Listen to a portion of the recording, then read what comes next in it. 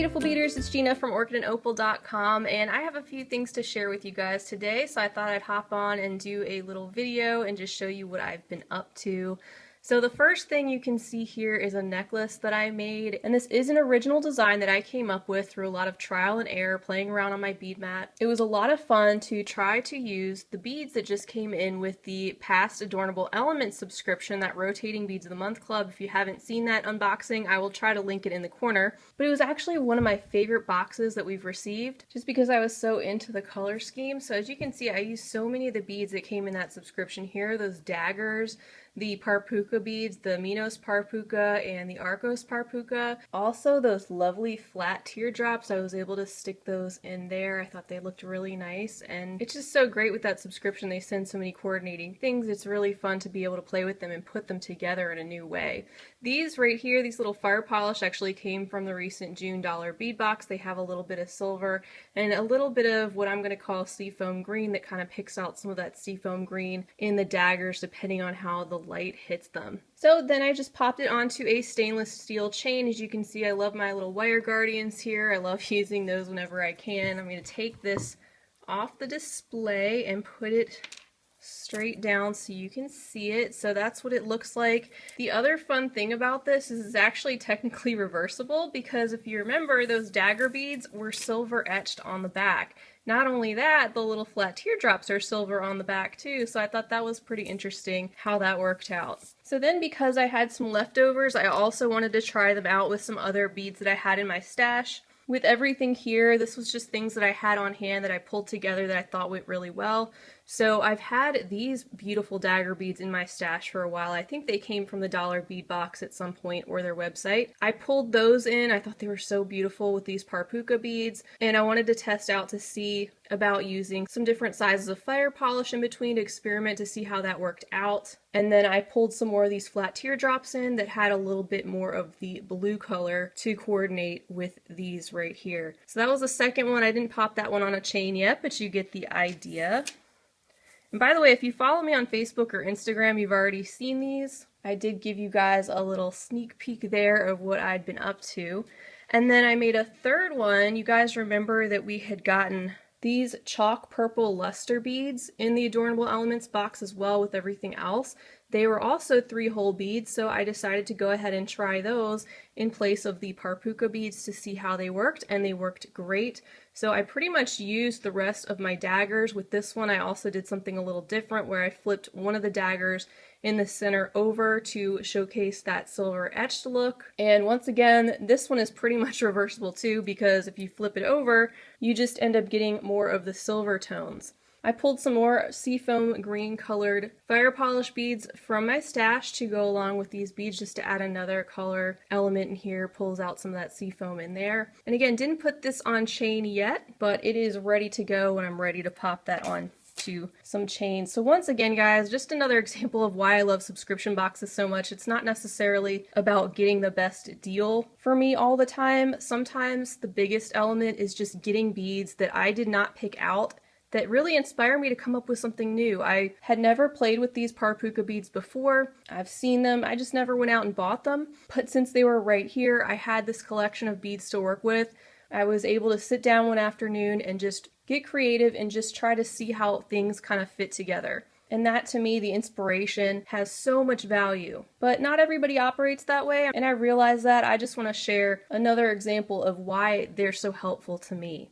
So I'm really pleased with how these came out. I do plan to do a tutorial on this one in particular in the next few days, so stay tuned for that if you're interested in learning exactly how I made these, especially if you also got that subscription box. You pretty much already have most of the things on hand that you'll need. I have one more original bead weaving design to show you at the end of the video that I'm also really excited about. In the meantime, here's a couple of quicker projects that I made. This first one was also using the beads that came in the Adornable Elements June subscription box, that beautiful wisteria themed box with all the gorgeous blues and the purple. So here is a look at that necklace. They sent these absolutely stunning table cut check glass beads and the hibiscus beads. They were so pretty and I couldn't wait to work with those. I knew I wanted to use them in some type of stringing or chain type of design.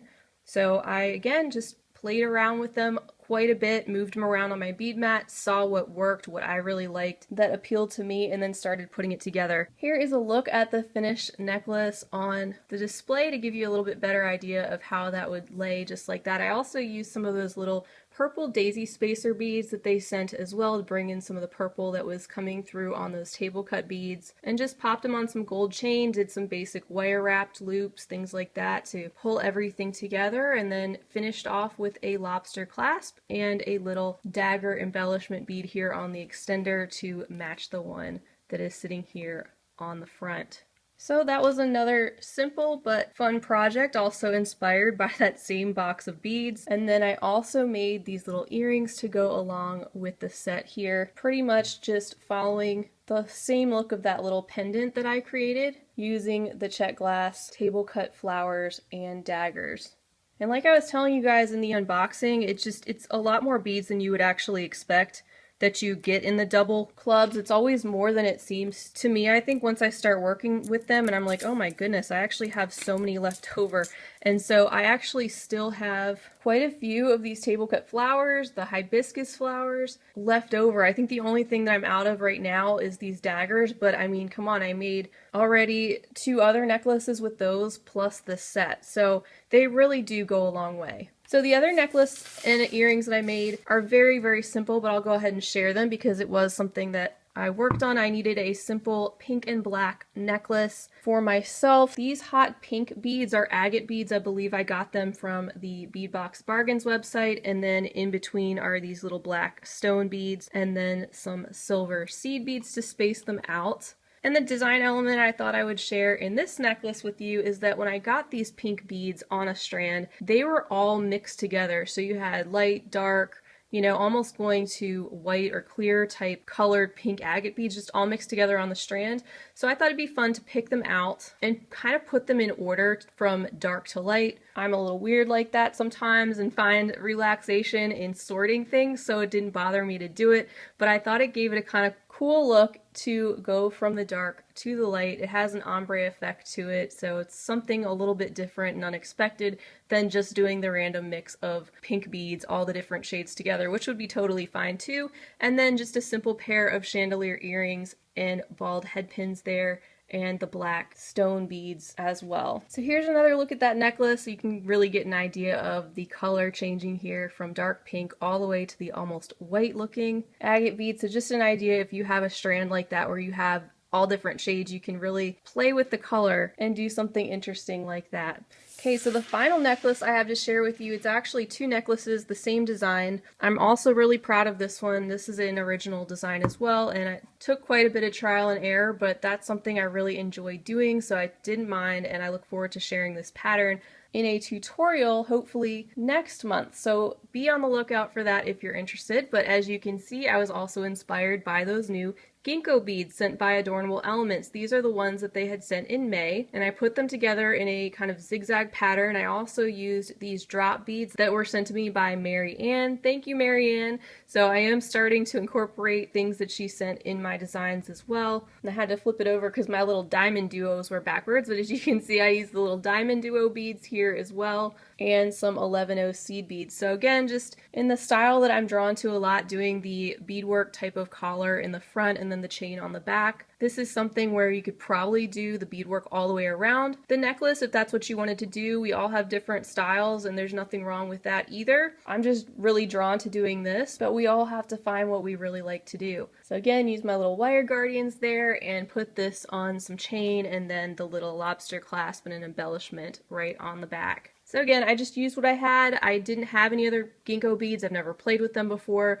Adornable Elements had sent me these, and I thought they looked really nice with the green and the antique brass. So that is the first Ginko necklace, and then in the exact same pattern, I wanted to play around with the other color they sent. This is the one they had sent in June. That beautiful white with the copper splash element on it, so pretty. So I used some, these are called rose gold seed beads. I used some more clear drops from Mary Ann. I had some of these clear diamond duos in my stash, coincidentally, with these little copper lined holes, which were awesome. I thought it all went really well together. And And whenever I make a new design, I like to go back and try to make other ones and other color variations, because color can really change how a design looks depending on what you use. So it's always fun to make a variety and compare. So I'll sit this one down next to the other one.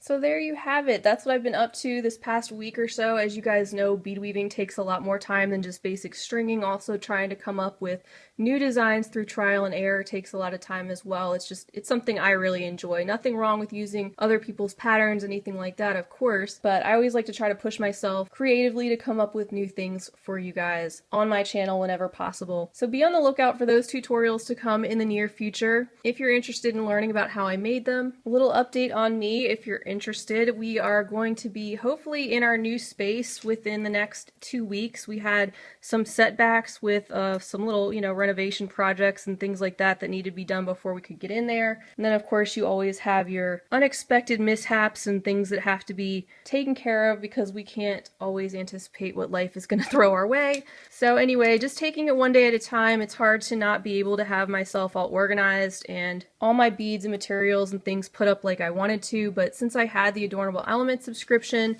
available to me that was really inspiring, I decided to just go for it and take some time to play around. And like I said, beading is very therapeutic for me, and I know it is for a lot of you guys as well. So it felt really good to take some playtime and take a break from some of the other things that have been going on. But the good news is that the dreaded moving is coming to its end, and within the next few weeks I should be much more settled, much more organized, and ready to share even more with you guys. So thank you so much for hanging in there with me. I know I didn't have a ton of pieces to share with you guys today, but hopefully this video still helped to inspire you and maybe spark some ideas in your mind, and maybe give you some new thoughts of ways you can use the beads that came in your Adornable Elements subscription, or beads that you might have on hand or want to try out someday. Please feel free to leave me a comment or a question down below. I always love to hear from you, and I always do try to get back to you guys whenever possible. And I definitely do read everything you have to say, and I appreciate it. Stay tuned for much more to come. I hope you guys have an absolutely fabulous rest of your day.